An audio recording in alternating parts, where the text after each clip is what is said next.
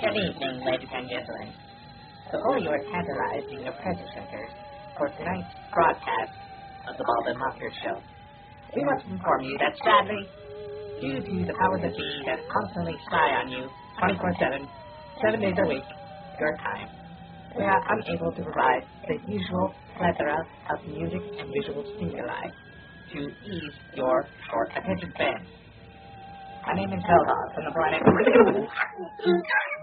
and we hope you enjoy this broadcast. Wait a minute. Hey, what's this dude? Billy Ray? What? What do you have there? You think? Put that damn thing down, Billy Ray. What's Hey, Billy. this? Hey, John, what's this? I thought we were going to stop bringing dumbass rednecks up here. Alright, this thing's still on. Enjoy the show!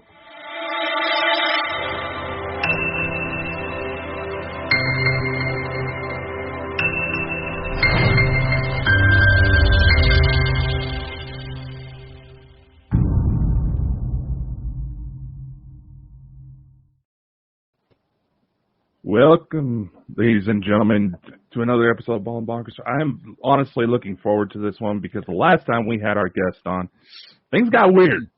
Oh, yeah. Especially right after. Today we have Craig Campobasso here to introduce his new book, the UFO Hotspot Compendium, all the places to visit before you die or are abducted. Well, honestly, if you've been paying attention to us, it's too late on that last part, but a road trip is always nice. I say there should be always a copy in every UFO abduction, you know.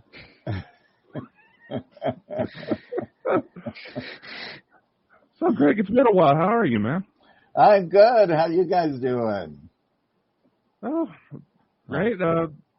Plenty of weird stuff been going on lately. Yeah. So some of our friends up there seem to be interested in wanting to talk to you. So we don't know how this show is going to go. It's going to be an interesting show.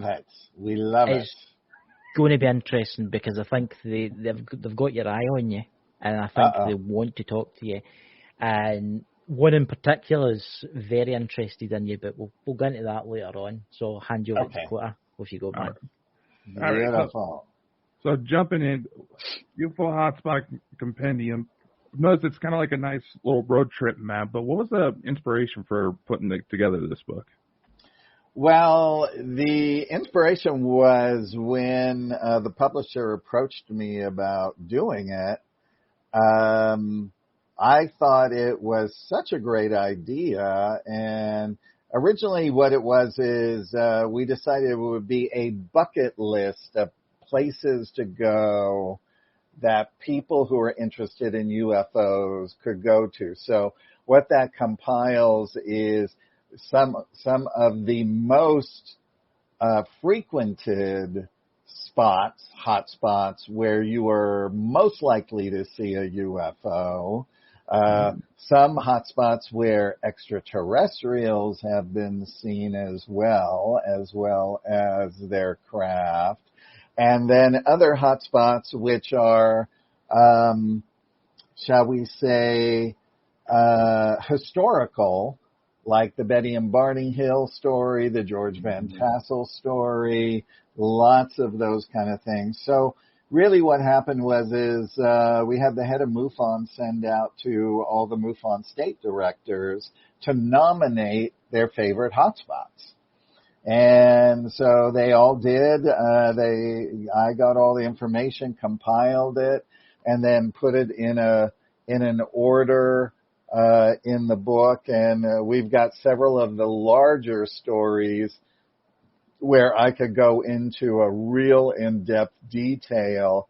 Like, for instance, even in the Giant Rock Integratron story, the historian of Giant Rock and the sisters that own the Integratron, they were like, we didn't even know some of this information, right?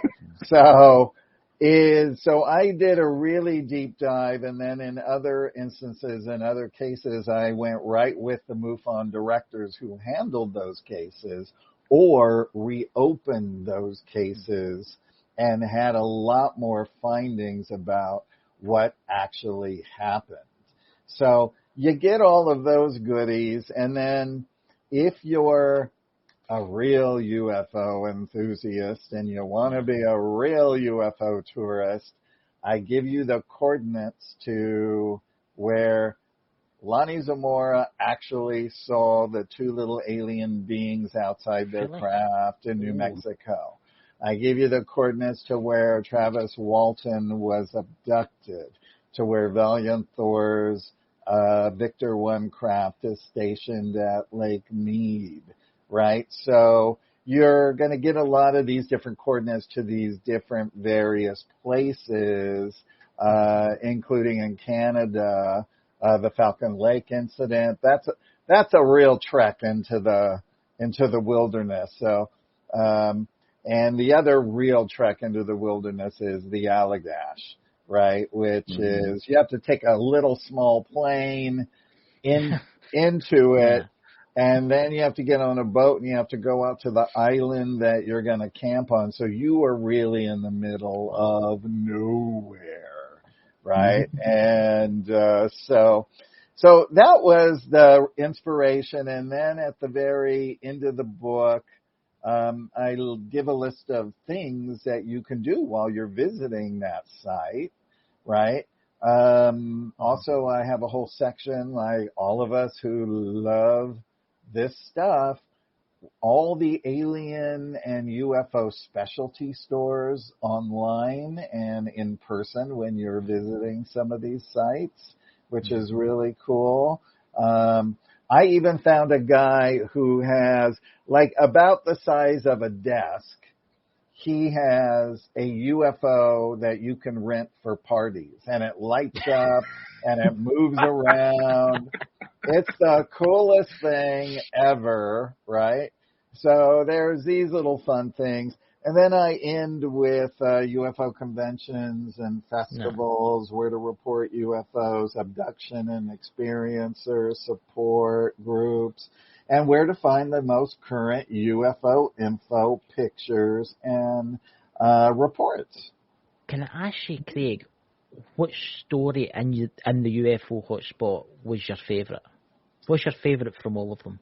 Well, I have a particular affinity for Giant Rock and the Integratron, but I also really love the Bradshaw Ranch for many reasons. It's frightening, it's exciting, it's terrifying, it's the unknown, anything UFO, alien, otherworldly, paranormal happens at the Bradshaw Ranch. I was talking to a psychic last night who is a MUFON state director back in the Midwest. And I was telling her about the Bradshaw Ranch, and she said, "Oh my God, I see what it is. It's a double vortex. It has one vortex going clockwise and one going counterclockwise." Really? So it's bringing in all these things from all kinds of different places. So, but like I say, my favorite, it's amazing. We'll talk about that if you guys want to.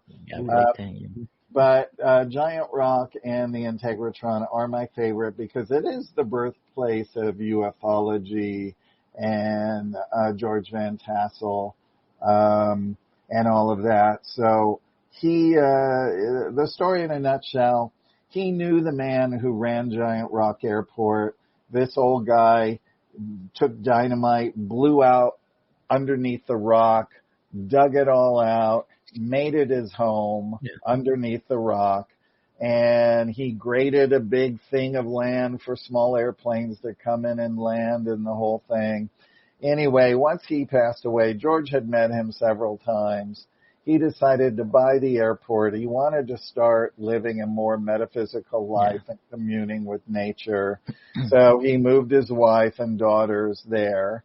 And he pretty much slept outside on a cot because, it's the summertime. Yeah. Right?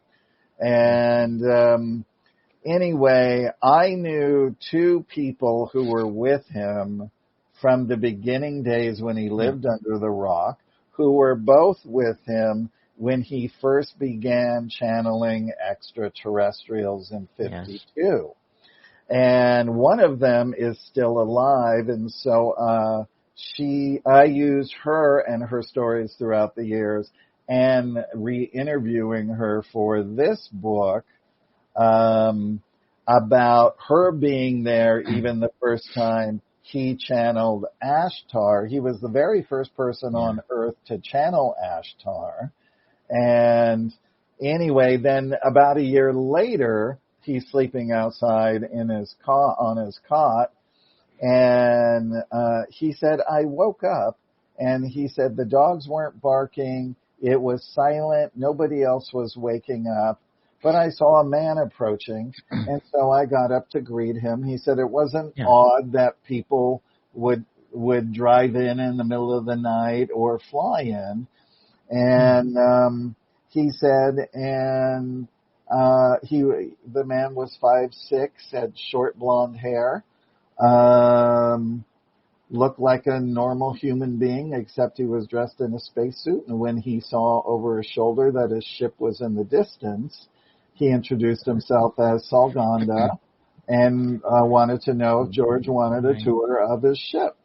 So he gave George a tour. George worked for Howard Hughes. He worked for Douglas Aircraft. So anyway, he was very excited to learn how these things work.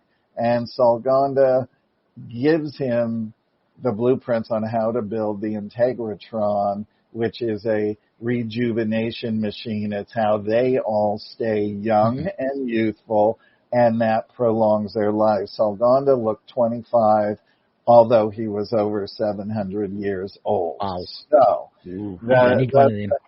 So, in a nutshell, George had to raise money to build the Integratron, which would be 3 to 5 minutes away where Salganda told him to build it, because there was a big cache of quartz crystal in that area way below. And by the way, Giant Rock next to it there is a crystal mound that is all quartz crystal. Yes.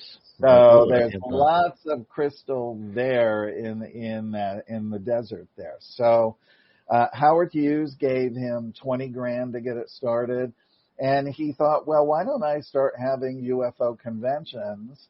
And he would tell his story about Salganda and invite other contactees. And in decades of doing this, there got to a point where there was over 10,000 people out in the desert. So what are you getting there, Chris? That's so weird that I can hear a weird tingling sound. I've been hearing that since Craig started talking. You can hear a what sound? It's like tones, right? It's like the CE5 tones, but it's totally different. It's like how can I explain this? It's like tinnitus or whatever it's called, right? But it's like it's in both ears at the exact same time, and it's so weird. It's interesting. It's very interesting.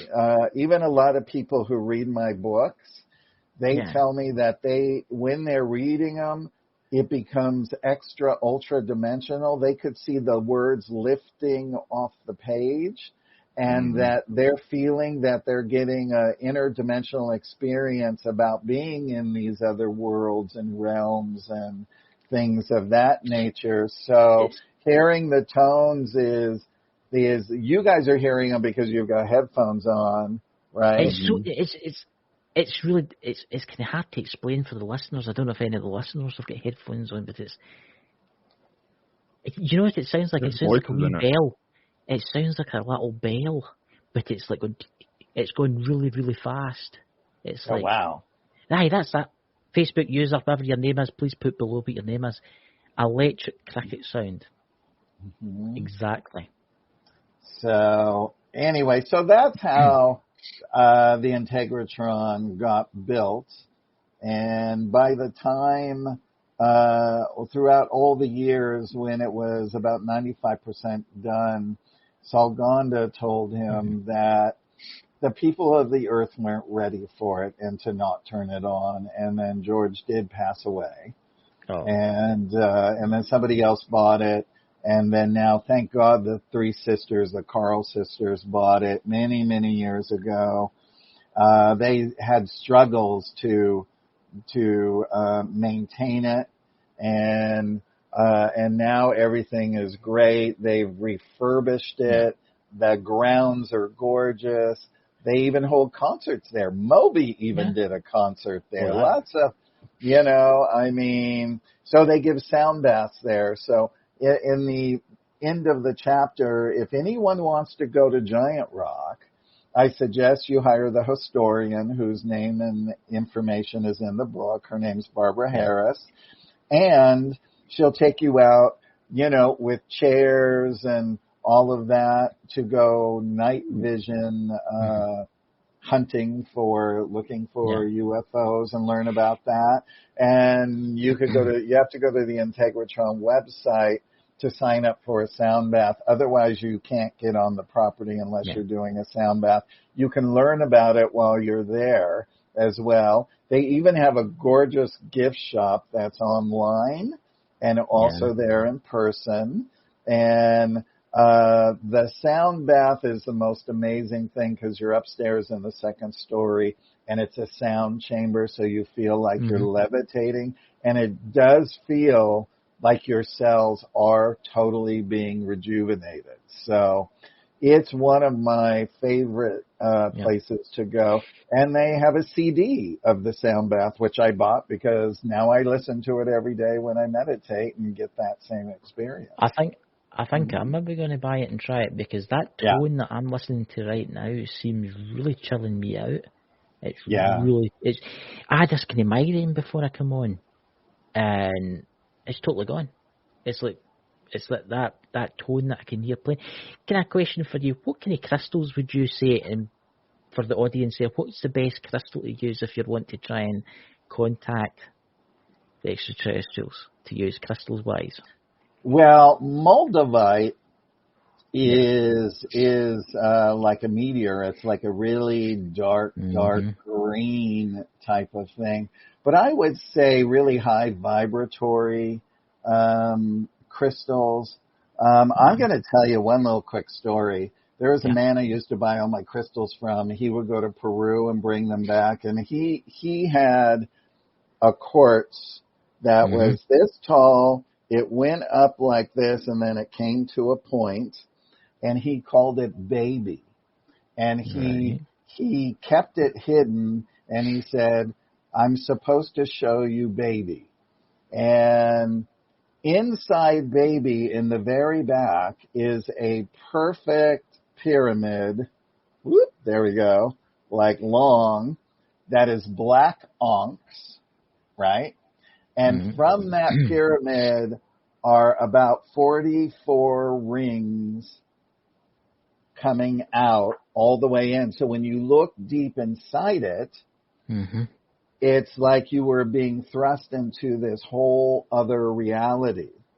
And at a certain point, he said, oh, God, I really don't want to do this. He said, but Baby wants to go home with you for a while. And I said, I will take Baby home, right? And I was like, oh my God, this is so cool. And I put Baby in my bedroom, but the energy was so high I couldn't sleep. So I went and I put it in my kitchen on the kitchen table, right?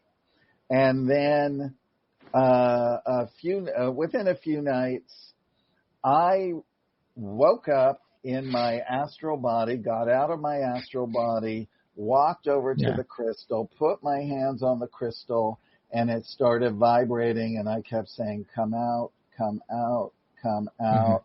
And all this information that was in that crystal went into my astral body, and I went back into my body, and my body rang with chills for 15 minutes, like the most intense chills you can ever think of.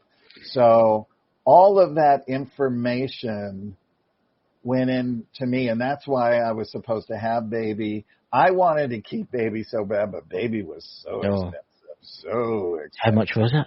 We could maybe I chip in don't all together. remember. It was like 10 grand or something. But he There you go, sold Nicholas. it. God. Of course, he sold it at a certain point. But anyway, I would say that these, Wow.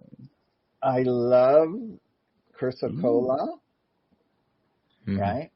This beautiful, very healing. That's it's beautiful. like, no, it's not chrysocolla. It's fluorite. It's one of my favorites. But if you really want to go into higher dimensional things, I would say definitely to use very clear amethyst and very clear rose quartz. Yeah. Because those are two of the highest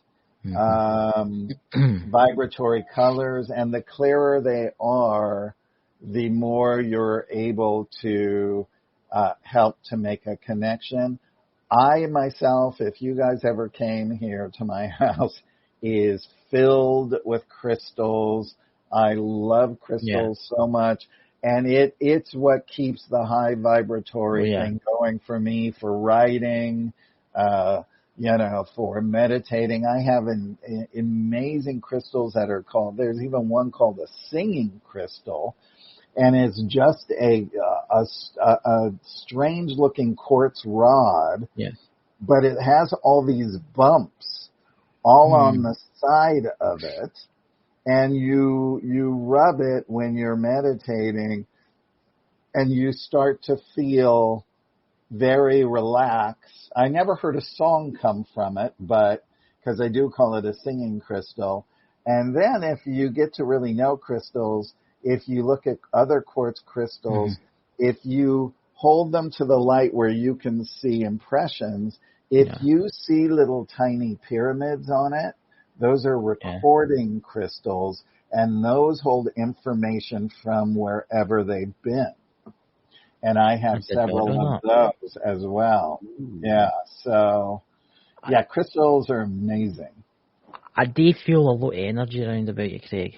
I just don't know what it is.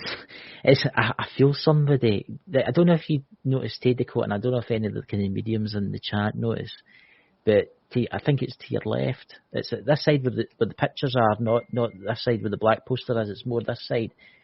I don't know what it is, but I can see something moving about. Can you sense something? Is there something there? It's probably a very tall Pleiadian. Yes. Yeah. with very long blonde hair. I can just see the outline. That's all I can see. Yeah. I can just see his outline, and it's this weird noise. It's weird because it's like everything's getting really cold. It's so weird. It's like, I mean, before I come on here, my room was like roasting, and I mean roasting, and it's a weird kind of coldness because my hairs are standing up in my arms. My energy, since we've been talking about it, I feel my energy is even elevating, right? Because your head starts to get a little light and a little fuzzy, and it feels really, really good. Yeah, Dakota, just don't hit your head on the microphone if it falls down. Right. This is so weird. It is just so weird, and I'm going to hand you over to Dakota while I sit and just listen to this strange sound that I can hear. Well, maybe if you sit and listen, you would hear that there's somebody actually talking in that noise. I know there is. I was like trying to figure out what they're saying, but I don't know. Once again, another squirrel moment. But all right, you got one. Damn aliens always throw me off. But when it comes to going to all these different sites, we've noticed that a lot of the time when it comes to UFO reports, that there's always seemed to be some sort of spike right around the month of July. Is there a more optimal time to go to these sites to kind of better your odds, since technically this is one hell of a gamble? No, I've never noticed that, but some of the sites like ESETI Ranch in Washington State, you're almost guaranteed to see something in the sky there, because Mount Adams is literally a couple of miles, and you can see it right from the Skywatch area. And there's said to be a benevolent Pleiadian base with other extraterrestrials there. Craft are seen going in and out of the mountain all the time. There are mysterious lights at night on the mountain. When I was there, I noticed all these, it's like these flashes of light, and they're sporadic. And, you know, you think they're hikers with a flashlight, but if they were hiking with a flashlight, that light would stay on, right? And that kind of thing. But they're all over the place, and the ranch hands and the friends I went with had been there many times before and said that it's different every time. It's like the Marfa lights. It's like the lights on Skinwalker Ranch. They have on one of their big plateaus at the top. They get all those anomalous lights there. So we're not really quite sure what creates these lights. Do you think it's maybe the energies of the beings, or do you think it's maybe the energy that they use? I don't know if it's part of crystals interacting with the atmosphere that are in the ground that maybe create a flash of light. I'm not sure. I really don't know. I mean, it's, you know, when I was investigating the Marfa lights, everyone keeps thinking it was car lights way back where this mountain is, but they've dispelled all of those stories, and it's just fascinating to try and figure out what this is. I mean, I would really love to know what those lights are. But when I was there at East Ranch, they do have one pair of night vision binoculars there for all the people in the Skywatch area. And when they find one, they have a laser pointer. They'll point at it. Sometimes you can see it with the naked eye. Sometimes you'll need the night vision. But everyone gets their turn with the binoculars, and you'll see it, and they'll have it move around, and they'll tell it to power up, and it does, and it gets really bright like a star, and everyone on the field is screaming with excitement and all of that. And again, you have to make an appointment to go to East Eddy Ranch on their website. You can't just show up, right? So make sure everyone reads at the end of these chapters what you have to do to go to these places, right? So, and they have Bigfoot there too. They have several Bigfoot in the area. Yeah. See, I think Bigfoot's got something to do with extraterrestrial friends. I think they've got something. There's something that. I'm not saying they're the same, and I'm not saying that they are extraterrestrials, but I think they maybe share the same space as some of these interdimensional ones. They could, and this would be a good sort of transition into the Bradshaw Ranch, because so the Bradshaw Ranch is out in the Verde Valley, which is just outside of Sedona. So Bob Bradshaw, who was a cowboy, bought 140 some acres, built his ranch home, and they gave tours to people throughout the years, and then he started creating like a little mini Universal Studios once they started filming movies there and things, and they would have rodeo shows, stage coach shows, things like that. And one of my longtime friends worked there back in its heyday, so I've been hearing these stories for a very long time. And so, and the first one she told me about was about a albino Sasquatch that visited the property frequently, and because they started finding Bigfoot footprints, and then Linda, Bob's wife, decided, well, I'm going to put some food out by the horses and the horse corrals, put fruits and vegetables, and the next morning she went out, she found the footprints, and all the food was gone, and she was gifted with sticks and stones, right? So So she came to call her Big Girl, and she noticed on her pregnant mare's belly that there were always these white hairs, and she didn't know where they came from. And then the leading ET ufologist there in Sedona, who knows all the stuff that goes on, he called her and said, look, the other ranches, aliens are taking their mare's fetuses. So be very careful with your mare. So she believed that Big Girl was protecting her mare, and her mare did have her baby, etc., and all of that was fine. But as all of this went on, and she brought in this guy, Tom Dongo, that Tom researched on the ranch for about 4 years, either about once a week, I think he said. They would go on and they would research all the things that were happening, especially if something big happened. And Linda's son, who was in his 20s, when they would photograph something or use the VHS camera, once they caught Big Girl in this other reality with a flying saucer above her.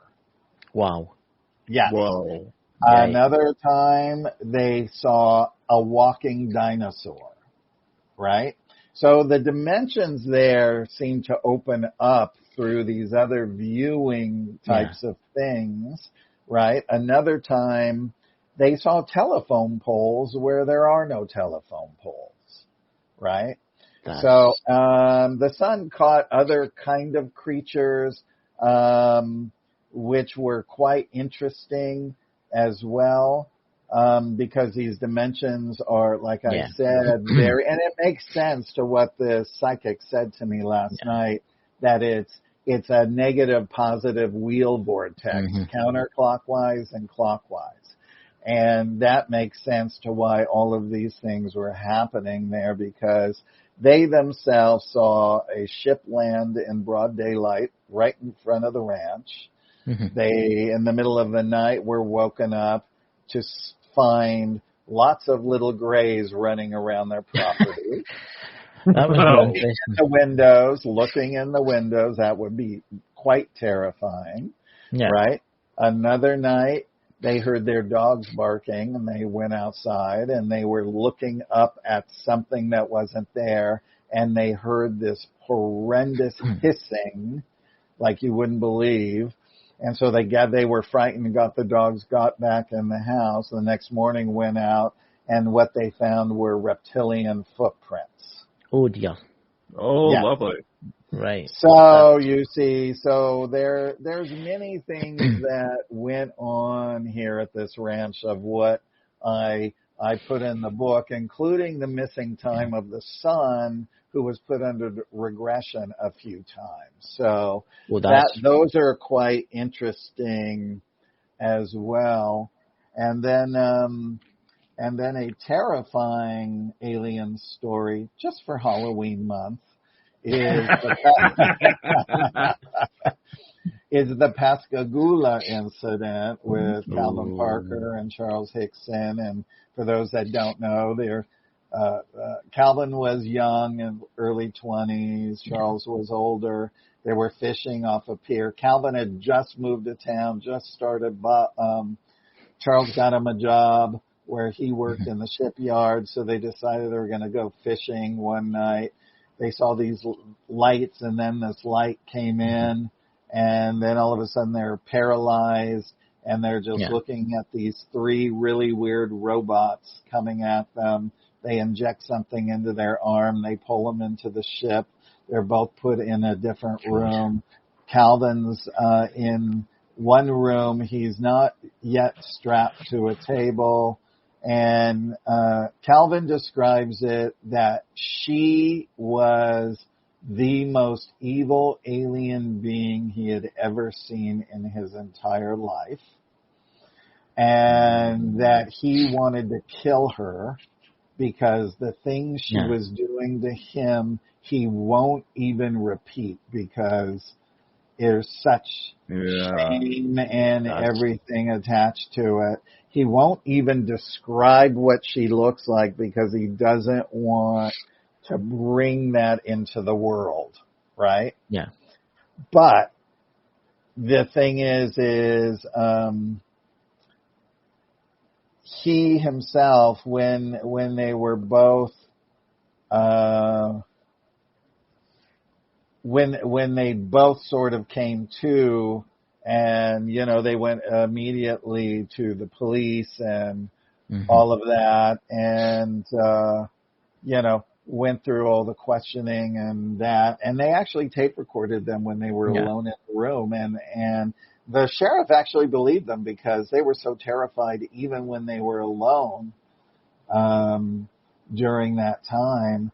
But the coolest thing that I was able to obtain from Calvin's publisher is using Bud Hopkins' regression with Calvin, going back to that time and living it moment by moment. Yeah. See how you said about the robots that tame them and stuff like that. What would you say was the species that actually took? Because obviously someone must have built them. Nobody knows. Nobody knows what species it is. Nobody knows because he's never described what she looked like. Right? The robots, you can't tell who they are because they only had beads for eyes. They weren't a living creature, it seemed. And they had big conical noses, right? I mean, we have pictures of the robots in the book as well, and where all the sites were, exactly where you go to the actual site. You can even contact the person at the Chamber of Commerce. I spoke to her. And she was like, yes, please tell anyone in the book if they're coming to visit here to call me, and I'll be happy to explain anything further to them. I find that fascinating with the robots because I know a lot of the extraterrestrials out there, they're kind of like strange. They don't like artificial intelligence. They don't. They always put across, don't go near artificial intelligence. Do not go near artificial intelligence. It will destroy your world. We've had wars with artificial intelligence. Do not go there. So it makes you wonder, is this maybe maybe they weren't extraterrestrial, maybe they were extraterrestrial in a sense, but maybe they were robotic from some way. It's interesting. When I psychically see her, I see her as with a sort of strange, scaly, like thick scaly, or not like fish scales, but a weird kind of skin, and she's really, really like midnight black, right? And that she just has an evil kind of presence. That's what I attune when I tune into it. Believe me, I tried with Calvin and the publisher to get him to really finally talk about it, but Calvin just won't. And it's quite interesting because before the show started, before you come in, Craig had a message given to me, and it was the Orion Syndicate. And I said to Dakota, and then when you said that again, it came into my head again, saying, it's the Orion Syndicate. And Dakota knows who these are. I personally don't. I don't know who, but... Yes. Yeah. Yes, and what's interesting that the readers will find out when they get to that chapter is reading the Bud Hopkins thing. She had been visiting him throughout his life, right? So he had an immense hatred for her. Yeah. I suppose people out there, there's going to be bad aliens. And there's going to be extremely good aliens. I mean, I think there's a lot more good extraterrestrials out there. Way more that are good, yes. And then there's these evil, strange offshoots and things like that. Or if there's especially in Orion, there's a conglomeration of all kind of a lot of species that sort of banded together that are dark. Yes. And that's what I say. The Star Wars was based on psychic messages about stuff that's gone on in Orion. That's right. Yes, exactly. Yeah, because that's what before the show started, I kept getting the Orion Syndicate, and I don't know why. Yeah, you're talking about Darth Vader. And it's weird. It's weird because I think they're maybe watching us as we speak right now. I think they're watching us as we speak right now. Dakota, would you like to tune in? So, kind of going into how it seems that there's some people that seem to can't go a day without having some sort of experience with ETs. Could they essentially be walking vortexes for these things to be attracted to? Well, I would say in the positive benevolent sense, when a starseed, for instance, wakes up, right? And I'm going to give you my own experience when I was 26 and I was woken up by 3 universal master teachers, right? That process is that they stay with you until they get you to the right consciousness that you came here to be in, and then it is up to you to continue that consciousness, right? So they were with me for quite a long time, and then when you no longer require the teacher, they step back, they still watch over you, and if you need their assistance, you can call on them, or you might get a whole new set of teachers that come in. It depends on what kind of work that you're doing that requires things, if you're just here as a starseed to raise your consciousness, and it's only going to be about spiritual things and overcoming your emotions, mastering your emotions so that your heart and mind become one, which is on the path to becoming fully conscious beings, like all the extraterrestrials that are positive and benevolent, right? It's all the ones like everybody here, everybody is dualistic, and that means that if they want to just use the ego and the mind to get what they want in service to self, that's where all of that comes in. But even over time, even they say some of the most evilest beings that have been in the universe eventually revert. And they start working towards their path, and they become extremely spiritual over time because they really want to overcome it. We know a lot of reptilians have done that. We know that a lot of human bad races as well have done that. I think our world, there's many people that are going towards that, and some are unconscious and some are conscious about it, right? So it all depends. And then there's some people that attract negative aliens as well, that they're being bombarded with all kinds of things, and even like new star seeds who recognize they're a star seed, they will have a period of time where they'll get bombarded by reptilians in their dreams. Yes. They will try and knock them off their course so that they don't strive to become spiritual because they want to keep Earth planet dumbed down, right? So I was once talking to a family that had 2 children at the time were 13 and 15. Mother was extremely spiritual, father halfway there. Both boys were master teachers from somewhere else. That's all I got to say. They were extremely brilliant and bright, and they could talk about everything. They asked me a million questions about the universe, ETs, everything, things that only older adults would ask, right? And they were having, as a family, except for the mother, they were all having reptilians come to them and chasing them in dreams, and they were terrified trying to get away. And, once I explained, it was funny that they were actually targeting the men in the family, right? Yeah. So once I explained, look, they're just trying to knock you off your game. Stay spiritual, stay on your path. Just constantly put your protection around you every single day. And definitely even if you can do a 2-minute meditation every day just to shield yourself and all of that, just do that. Because I had all of that same stuff in the beginning. And then what you have to do is you just keep raising your vibration until it all goes away, because they can no longer get in and match that vibration. So yeah.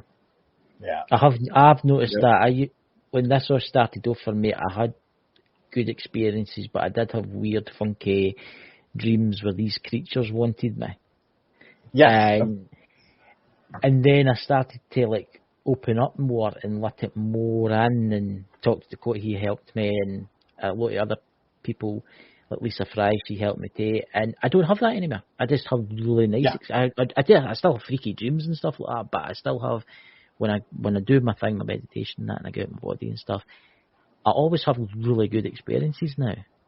Yes. I think it's as if they can't come near me. I don't know what it is. It's weird. It's like the evil ones kind of come near me for some weird reason.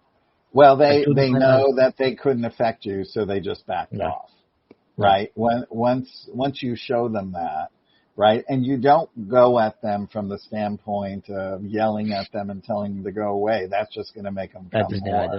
You just have to do it with grace and dignity, and you can just say, go in peace, go with God, go with Archangel Michael, go with whatever you want to say, and that will definitely do the trick. I will say this about some of the extraterrestrials that I've met. Some of them are extremely nice. Some of them are extremely funny too. Yes. Who they are. I mean, some of them they show you stuff. But it's weird, because when you wake up, you can remember where you've been, but you can't remember what they've told you. Yes. And it's really annoying. Yes, but it's in you. It is definitely in you. And over time, that will come through your consciousness as intuition, by the way. Yeah. Yep, I've noticed that not too long ago there was I've been practicing, basically I've been talking with several people, and they all were coming to the same conclusion, that obviously because I've had hybrid kids, as I showed you last time you came on, that apparently there's a really deep personal connection. Obviously they know me from somewhere. As it turns out, I was actually able to get my Pleiadian name when I had before going into the Starseed program, and I talked to this woman, Elena Denon. She's been an amazing help throughout all this. I said, hey, do you know this name? And I gave her a description. It was a tall Pleiadian, wore the gray spacesuit, looked a lot like some of the depictions of Val Thor, as an example. Right. Before he's in suit and tie. He's like, oh, yeah, I know him. He worked with her contact, Thorhan Iridian, as for rescue missions for abducted children.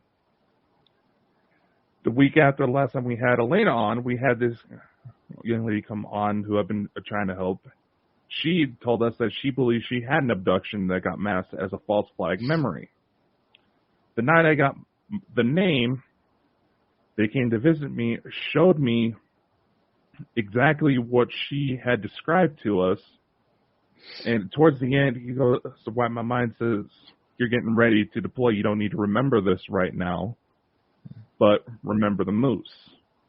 Part of the false flag memory that this young lady told us about is that she just saw this moose start bucking around, which usually for those who don't realize, they're huge. They don't necessarily need to do that.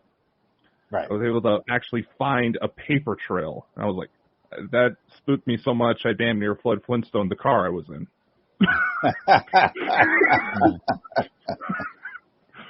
So I was like, and I'm 26 and the second you say that, I was like, what the? Wow. I've no learned my name yet. I've no learnt my name because I don't think I'm ready to learn my name yet. To be honest with you, that's what I get for them. That's what I get for them. And I know the colour of the suit though, black with kind of silver, and it always sticks with me. It always sticks with me. This black suit. Everybody, I can remember this place. And everybody is wearing black suits with like wee silver bits. But I notice a lot of the different ones have all got different coloured suits, which I find interesting. Which I find really interesting. I think, Dakota, you figured out wearing my black suit. What extraterrestrial was that? Was it Palladian? It was, if I'm not mistaken, the way it was told to me, when you see all these different colors, spacesuits, and maybe you can validate this, is that that's sort of a color coding system for what species that being is. Say mine was, I'm calling it Pleiadian. As you have it in your extraterrestrial species almanac, Chris may be one of the negative ones that's on parole. That's a Starfleet. That's a Starfleet mission. The way it was put forward, that's what it sounded like. It's not, honestly, I do have this kind of thing that I've done something. And I know this is going to sound bad, right? I've done something in a previous life. I was like a soldier. I was something really bad, right? But I jumped ship. I jumped sides to the good side. And I had the kind of, I don't know, how am I going to express this? I had the kind of mentality is like, oh dear, I've just blew that planet up. Oh well, that's a shame. That's the kind of mentality that I had. But it's weird. It's like, oh, I'm really sorry for all that now, obviously, but it's so weird. Why did they pick me? Is it because of that? Is it because he's my parole officer? Well, look, I mean, here's the thing. In the big scheme of things, when we leave here and we go to the other side, we realize that we were in a play, just like the Shakespeare line, right? We have been in a play. We have been learning to groom our soul to become gods ourselves, right? And when we attain that and start moving up through the different dimensions, right, we will go through, next we will go into the ethereal level where a lot of the higher extraterrestrials are. And when we're done with that, we will move into the celestial realm.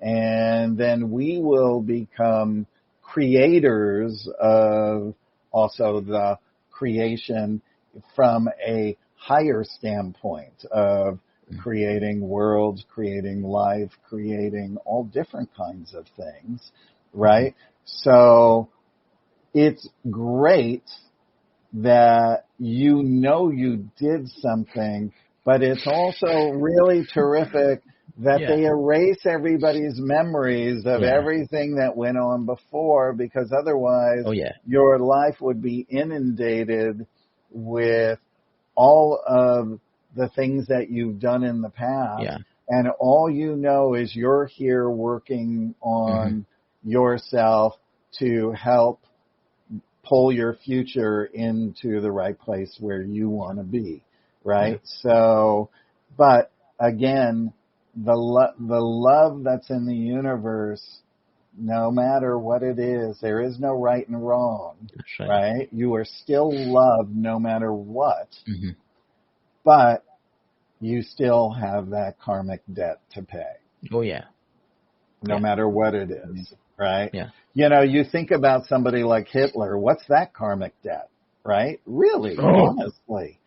I mean, is that like 1 billion years of universal service? Or, I mean, I would love to kind of know how those kinds of things work.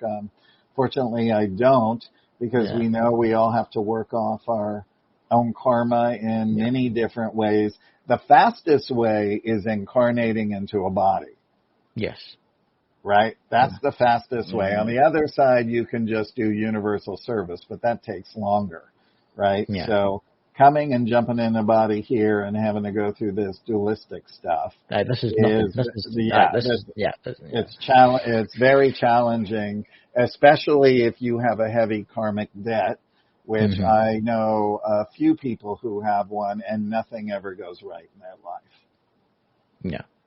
But it's how they work themselves through it. Yes. Right? It's a skill. Life is skill.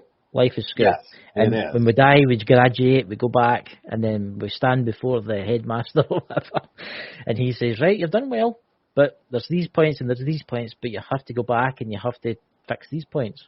And I think you have to do that over and over again until, well, you can become a creator. Like you said, you can create anything you want.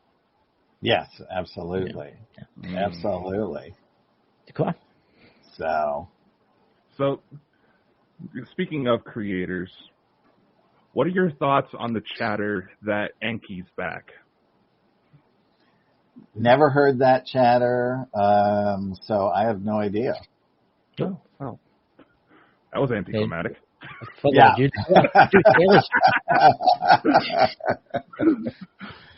Yeah, have no idea about that.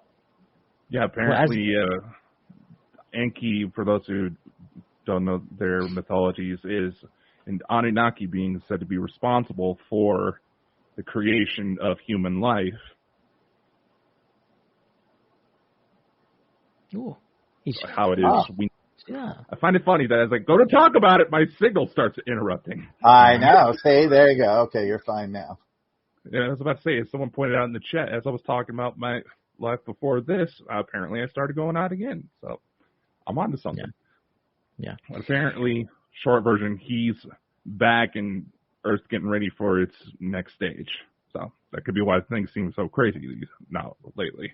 Well, we know it's about ready to shift over because the world is in turmoil. It'll get worse, and then when the chaos ends, everything always happens this way. It's huge chaos, and then it settles, and then we move forward. Yeah, I think it would be good if the extraterrestrials came down right now to stop whatever's going to happen. Which we know probably won't happen for a little. I think it will happen, but I don't think it will happen for another 10 years. What's your opinion, Craig? When do you think they'll actually start coming down in force and start showing themselves a lot? Well, they're actually living on the planet. A lot of them have jobs. I, in my life, have come across about 2 that I knew were not from here for sure. And they kind of smiled and looked at me, and their eyes, got big and that kind of thing. And then an interesting thing, when my first book came out, I Am Tehran, in the Autobiography and Extraterrestrial Saga, a friend of mine was in Beverly Hills, was sitting in a coffee shop, and he said there was a woman. He said, Craig, she was as beautiful as those women that are in your book, and she was reading your book. And I leaned over to her and I said, how are you liking the book?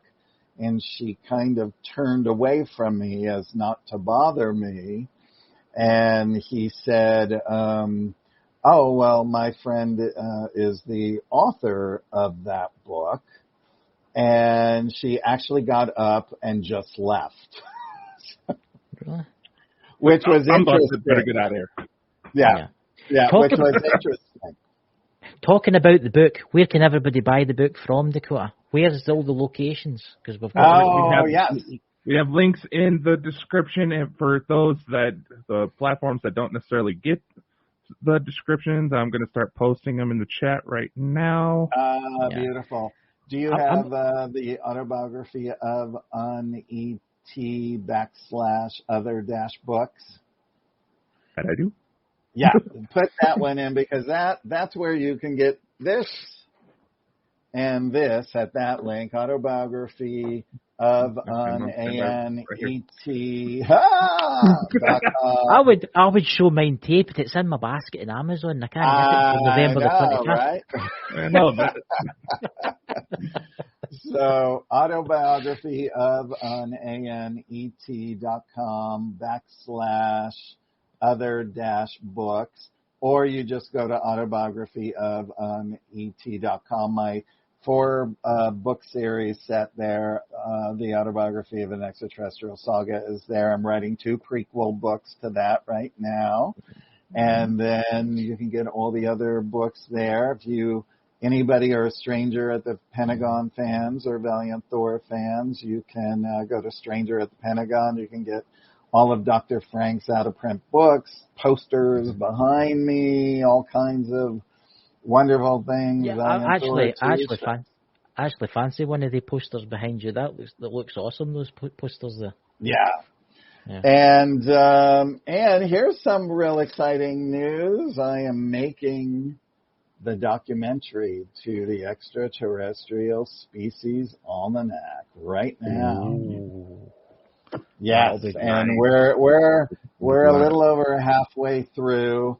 It's a long, tedious process. It'll be out next year, and that's going to be exciting because we're bringing the extraterrestrials to life, and you will be seeing the people who actually have face-to-face contact with these extraterrestrials, interviewing several amazing hybrids as well as other investigators. We even have one guy who's been on their ships over 100 times. Wow. Yeah. That's and these are people that are not in other documentaries, right? So it's really I wanted to make a documentary that wasn't like every other UFO documentary. So if you like outer space, it's going to look just like outer space. I can't wait to use it. Oh, I need to watch that. I need to see that. I really do.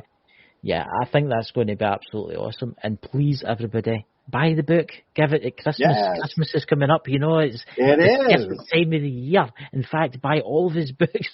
Buy the full collection because then you'll, you know. I'm definitely going to get some Christmas gifts for myself from your books. Yeah. Yes, absolutely. And by the way, anybody who buys them off my website, I autograph them to you and sign them. And also, if you're buying them for family members or friends, just after you purchase it through the PayPal link, you can make a note in the PayPal link, or you can email me through the website and say, oh, could you sign one book to John, to to Emily, whatever, you want, and then we'll get those off to you. I'll maybe do that, actually. I'll maybe do that for you. I'll maybe get a signed book about the UFO Hotspot and all of them. Yes, there you go. You guys, if you haven't read the Autobiography of an Extraterrestrial Saga, you're going to love that. Those, they're amazing. Yeah, I love those books, and they're all illustrated. Yeah, I bought like an ebook the other day there, but it's no the same. I like sitting with like a book with paper. Yes, totally different. That's right. I'm the same way. Different. And then you can put it in your shelf, and then look, I've got that. I totally agree. And by the way, the Extraterrestrial Species Almanac is now in Italian. And the Spanish version just hit Amazon. Nice. Yeah. So I'm trying to speak that, so I'm going to have to wait to the English version. Yeah. You hardly handle English. We don't have one in Scottish yet. I know. That's that. You need to do one in Scottish. Aye, and the big ship come out of the hull. Oh, Lord. So I would like to thank you, Craig, for coming on the show. Dakota, would you like to say anything before we end the show? I do want to say thank you for sending me the book, Craig. It's definitely interesting, and I need to plan a road trip, to be completely honest, to see some of these spots. Yes. It seems like UFOs are coming out of the woodwork lately. I mean, hell, I got word of a possible UFO crash from law enforcement sources not too long ago. Of course, when I went to go check out the site, everything was caught on fire, so. Wow. Figured. Usual. Yeah. Of course. That's what we'll do. I'll come to America and we'll all go on a UFO hunt. And we'll go to Craig's sites and I'll film the spot when you get abducted by aliens, See? I mean, come on, that's a great subtitle of the book. I didn't come up with it. The publisher did. All the places to visit before you die or are abducted. It's brilliant. I would just like to thank you from myself and everybody in the chat. Craig, thank you for coming on. Thank you so much. We'll need to get you back on again. We'll talk to you after the show, obviously. Everybody in the chat, remember it's our anniversary, isn't it, Dakota? It's been a year. Yeah.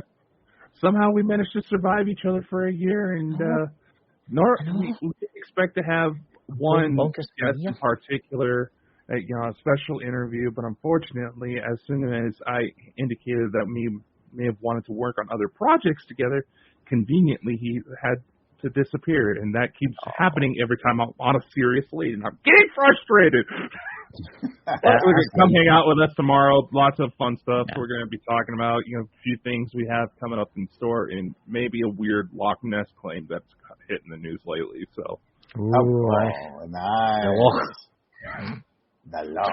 There you go. You need a Scottish UFO book. I'm telling you that's it.